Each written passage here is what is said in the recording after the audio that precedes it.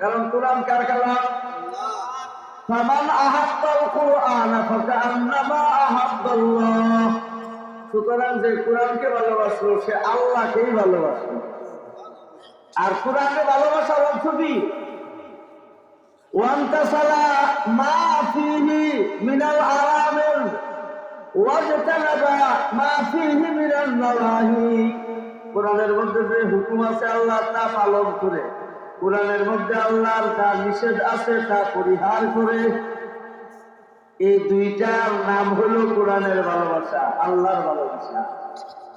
সহজে বুঝে থাকলে বলেন, কোরআন এবং আল্লাহর ভালোবাসা কার না?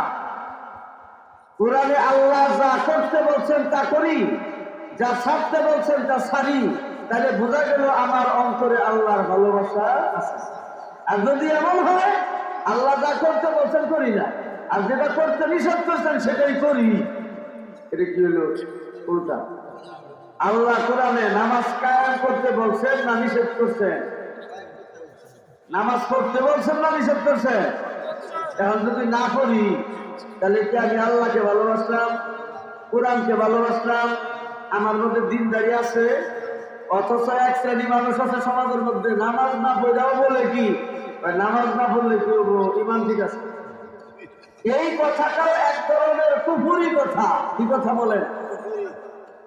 নবীজি তার হাদিসে বলেন যে নামাজ কায়েম করলো সে দিন প্রতিষ্ঠা করলো, আর যে নামাজ ধ্বংস করলো সে দিন ইসলাম ধ্বংস করলো। আর উনি বলতেছে যে নামাজ না পড়লো দিন ইমান ঠিক আছে। এই কথাটা সরাসরি নবীর কথার বিরুদ্ধে না? আর নবীর কথার বিরুদ্ধে যদি আমার কথা যায়, ইমান থাকবে? কথা বুঝছেন? কোরআন শরীফের মধ্যে আল্লাহ পবিত্র বরকতময় রমাদান মাসের রোজা রাখার হুকুম করছেন না নিষেধ করছেন? এখন যারা রোজা রাখতেছে তারার অন্তরে আল্লাহর ভালোবাসা, কোরআনের ভালোবাসা আছে কিনা? আর যারা রোজা ভাঙতেছে, রাখতেছে না, সুস্থ মানুষ, সবল, নাদুস নদুস স্বাস্থ্য চেহারা বডি, কিন্তু রোজা রাখে না, এরা কি অন্তরে আল্লাহ এবং কোরআনের ভালোবাসা আছে? রমজান মাসে যারা রোজা রাখে না এদের ঠিকানা কোথায় হবে? কে বলছেন এই কথা? আমি বলছি না কোন মুফতি সাহেব বলছেন? না, আল্লাহ। আল্লাহ এবং তার রসুলের অবাধ্যতা, নাফরমানি যারা করবে। নাফরমানি বুঝেন? নাফরমানির উল্টা নাকি? ফরমাবরদারি। বলেন কি ফরমাবরদারির আরবি কি? এই যে আমাদের দেশে একটা গ্রুপ বানিয়েছে, নেতাতি গ্রুপ, এতাতি এতাতি এত এর অর্থ ফরমাবরদারি। এর অর্থ কি জানেন? ফরমা মানে আদেশ, নির্দেশ, হুকুম, আর বরদারি মানে পালন করা। তার মানে হুকুম পালন করার নাম হলো ফরমাবরদারি। এটা নাম দিতে হবে এটা। এই গোষ্ঠী আল্লাহ হুকুমই মানে না, এরপরে তাদের নাম দিচ্ছে এটা। আল্লাহর খবর বিশ্বাস করে না, আল্লাহর কথা মানে না, তার লিডারে, তার দলের নেতা। বুঝলেন না কথাটা? পথভ্রষ্ট আমি তো দুই প্রকার হয়, একটা হলো ইনসাফওয়ালা আমির, আর একটা হলো জালেম আমির। কিয়ামতের দিন আল্লাহর খুব কাছে থাকবে ন্যায়পরায়ণ শাসক গোষ্ঠীরা, ন্যায়পরায়ণ এমপিরা, মন্ত্রীরা, চেয়ারম্যানরা, DC, AC, SP, commissioner, councillor, union পর্যায়ের যে সাধারণ একজন নেতা যদি নীতিবান হয়, কাল হাসরের ময়দানে আল্লাহর একদম কাছে থাকবে তারা। আর যদি জালেম হয়, স্বৈর শাসক, স্বৈরাচারী, তাহলে আল্লাহ নবী বলেন আল্লাহ থেকে অনেক দূরে থাকবে তারা। আল্লাহর কাছে সবচাইতে নিকৃষ্ট আর ঘৃণিত হবে এরা। কথা বুঝছেন? আল্লাহর কাছে সবচাইতে ঘৃণিত কয়েক শ্রেণীর মানুষের মধ্যে এক শ্রেণীর মানুষ ওরা, যাদের কাছে নবীর চরিত্র, নবীর আদর্শ, নবীর নীতি নৈতিকতা ভালো লাগে না। ও যুবক বন্ধুরা, নবী করিম সাল্লাল্লাহু আলাইহি ওয়াসাল্লাম যুবকদেরকে ঈমানের পথে আহ্বান করেছেন, উৎসাহ উদ্দীপনা দিয়েছেন। অনেক যুবক যুবককালে ইসলাম গ্রহণ করেছেন, নবীর যুগে যুবকরা ইসলামের সবচেয়ে বেশি খেদমত করছে। নবীর যুগের যারা বয়স্ক ছিল, বৃদ্ধ বুড়া, তারা ইসলামের সবচেয়ে বেশি ক্ষতি করছে। আর এখন উল্টা না, এখন যারা বয়স হয়েছে তারা ইসলামের পক্ষে থাকে, কিন্তু যুবক সমাজ ইসলামের বিরুদ্ধে অবস্থান। আলহামদুলিল্লাহ, ইদানিং কালে যুবক বন্ধুরা কোরআনের ছোঁয়ায়, উলামায়ে কেরামের সাহাবতের বদৌলতে আল্লাহ তাআলা তাদের মনের মধ্যে কোরআনের ভালোবাসার মহব্বত ঢুকিয়ে দিয়েছেন। এখন যুব সমাজের উদ্যোগে অনেক জায়গায় কোরআনের মজলিসের আয়োজন হয়। যৌবন কালের ইবাদত আল্লাহ খুব পছন্দ করে, কারণ যৌবন কালের ইবাদতটা এটা কিন্তু খুব জিহাদের ইবাদত। আর বৃদ্ধ বয়সের ইবাদত এটা কিন্তু জিহাদ লাগে না, এমনি বয়সে মারা যাবো, কবরের বছর যাচ্ছি, আয় কয়েকদিন বাঁচবো, এটা কিন্তু সাফা করে হয় অনেকটা। কিন্তু যৌবন কালের ইবাদত চতুর্দিক থেকে বেড়া, প্রতিরোধ, বাউন্ডারি, বাধা, সকল বাধা বিপত্তি উপেক্ষা করিয়া যৌবন কালে আল্লাহর গোলামি করা এটা সবচেয়ে কঠিন। এই জন্য হাদিস শরীফের মধ্যে আসছে 7 ব্যক্তিকে আল্লাহ আরশের ছায়াতলে স্থান দিয়ে রাখবেন। কয় ব্যক্তিকে? তোর মধ্যে এক ব্যক্তি হলো ওই ব্যক্তি, ওই যুবক যে যুবক তার যৌবন কালটা আল্লাহর গোলামির মধ্য দিয়ে কাটিয়েছে। যৌবন কালকে সে অন্যায় কাজে ব্যবহার করে নাই, গুনাহের কাজে ব্যবহার করে নাই, যৌন চাহিদা পূরণ করার কাজেই সে লিপ্ত থাকে নাই, মন যা চাইছে তাই করে নাই। সে তার যৌবনকে, যৌবন শক্তিকে, যৌবনের তারুণ্যতাকে কন্ট্রোল করছে, নিয়ন্ত্রণ করছে, দমিয়ে রেখেছে। কার ভালোবাসা দিয়া? আল্লাহর ভালোবাসা। ওয়াল্লাযীনা আমানু আশাদ্দু হুব্বান লিল্লাহ, ওয়াল্লাযীনা আমানু আশাদ্দু হুব্বান লিল্লাহ। আল্লাহর প্রতি ঈমানদারদের অন্তরে মহব্বত এত বেশি যে মহব্বত কেউ মাথার উপর তলোয়ার দইরা বের করে নিতে পারে। দুনিয়ার সব মাল দৌলত তার পায়ের কাছে আইনা জমা করে রাখলেও যে সব সম্পত্তির মালিক তোমাকে বানাবো, ইমান ছাড়ো, কিন্তু তার দিলের থেকে ইমান সরবে না।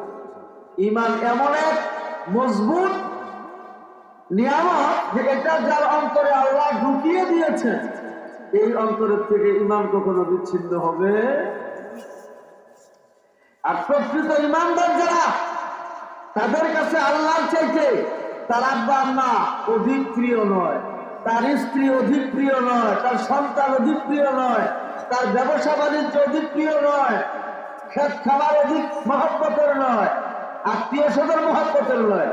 আপনি ইমানদার কি ইমানদার না, এটার মাপটা কি অনেক। থার্মোমিটার আছে না, জ্বর মাপে, হাই প্রেশার মাপার মেশিন আছে না, ব্লাড প্রেশার মাপার মেশিন আছে না, ইমান মাপারও মেশিন আছে, আছে না?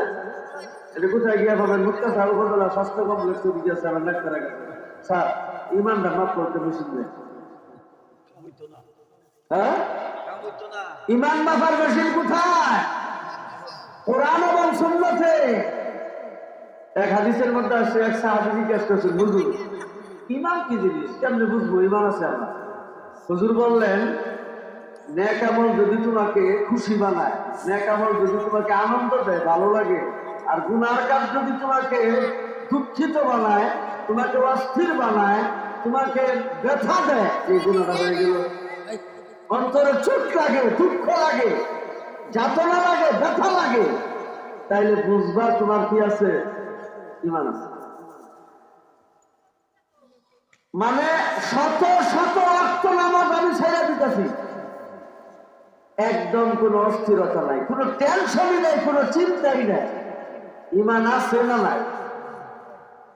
অথচ আল্লাহর বান্দা যারা, তারা যারা 5 ওয়াক্ত নামাজ জামাতের সঙ্গে আমার শহীদ করেন, কোন একদিন যদি ফজরের নামাজটা ছুটতে যায়, ঘুমোর থেকে উঠতে কান্না শুরু করে,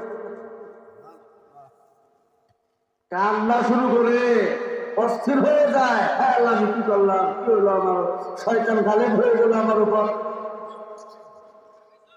ফজরের নামাজ যারা জামাতের সাথে পড়ে তারা ইমানের ঝান্ডা হাতা পতাকা হাতে নিয়ে বেরিল। আর ফজরের নামাজ যারা পড়ল না তাদের হাতে সারাদিনের জন্য শয়তানের ঝান্ডা, সারাদিন শয়তানি করে। তবে পাক্কা ইমানদার নামাজি যারা বাইসেন্স যদি এমন ঘুরতেই যায় যে একদিন করতে পারে নাই আর তৌবা করে ফেলে আর ওটা কাঁচা করে নেয়, তারা আবার শয়তানের ঝান্ডা হাতে নিয়ে ঘুরছে না। আল্লাহ পাক তাদেরকে মাফ করে, কারণ তারা তো ইচ্ছা করে নেয়, তারা তো নিয়ত করে ঘুমিয়েছিলেন, কিন্তু আল্লাহ তাআলার ইচ্ছাই হয় না। কথাটা বুঝছেন? ফজরের নামাজ কেমন নামাজ মনে করেন? এই নামাজের সময় দুই দল ফেরেশতা ইমাম সাহেবের কেরাত শুনতে থাকে। কয় দল? রাত্রের দায়িত্বশীল ফেরেশতা আর দিনের দায়িত্বশীল ফেরেশতা। এই দুটো সময়ে টাইমের দায়িত্বশীল ফেরেশতারা ওই টাইমে ফজরের নামাজের কেরাত মসজিদে দাঁড়াইয়া শুনেন। আপনারা মনে করছেন ফজরের নামাজ মসজিদে আপনারাই পড়ে, ওখানে আর কেউ নাই, আল্লাহ নাই সেখানে? আল্লাহ এই মসজিদে থাকবো, তাহলে ওই মসজিদে কেমনে থাকবো? আল্লাহ বলেন না আলহামদুলিল্লাহ। আপনাদের কি বিশ্বাস আল্লাহ সর্বত্র বিরাজমান? বলেন আল্লাহ একসাথে এক যুগে সব জায়গায়, আসমানেও জমিনেও সব জায়গায়। আমি এখানে আছি, এখন এখানেই আছি। আর মুক্তা গাছা গেলে আমার এখান থেকে দুইটা বাহনে উঠতে হবে, এরপরে যাবো আমি। যখন মুক্তা গাছা গিয়ে পৌঁছবো আমি বাসায়, তখন আমি বাসায় এখানে নাই। কিন্তু আল্লাহ সব সময় সব জায়গায় আছেন। বেকার গুণ। আমাদের দেশে কিছু বন্ড সন্দেহ এমন আছে যারা নবীকে হাজের নাজের মানে। মিলাদ যখন করে ইয়া নবী সালাম আলাইকা, ইয়া হাবিব সালাম আলাইকা, ইয়া রাসূল সালাম আলাইকা। গাধার গাধা, তবে বাক্যই তো অশুদ্ধ বেটা। যদি গ্রামার বুঝতা তাহলে এইভাবে ডাকতে বলতা তুমি। হ্যাঁ, কি বলতেছিলাম জানি কথাটা? ও, তারা রাখি ডাকি এই কথা বললে দাঁড়াই উঠে ইয়াকুমুন, নবীর ডাক দিছে ইয়া নবী সালাম আলাইকা। আসল শুদ্ধ ইবারত কি, উচ্চারণ কি? ইয়া নবী সালামুন আলাইকা, ইয়া রাসূল সালামুন আলাইকা, ইয়া হাবিবু সালামুন আলাইকা, ইয়া খাতামু সালামুন আলাইকা। এটা হলো শুদ্ধ ইবারত। তার এটা বলবে কারা? যারা নবীজির রওজার কাছে গেল তারা। আর এমনিতেও যদি কেউ নবীর এমনি মহব্বত নিয়ে এশক নিয়ে এই কথা বলে তাহলে বলতে পারে, কিন্তু এই আকীদা পোষণ করে না যে এখানে নবী আছে। নবীকে যদি তুমি এনে আনো ডাক্কা, নবীরে ডাক্কা না দোয়া করলে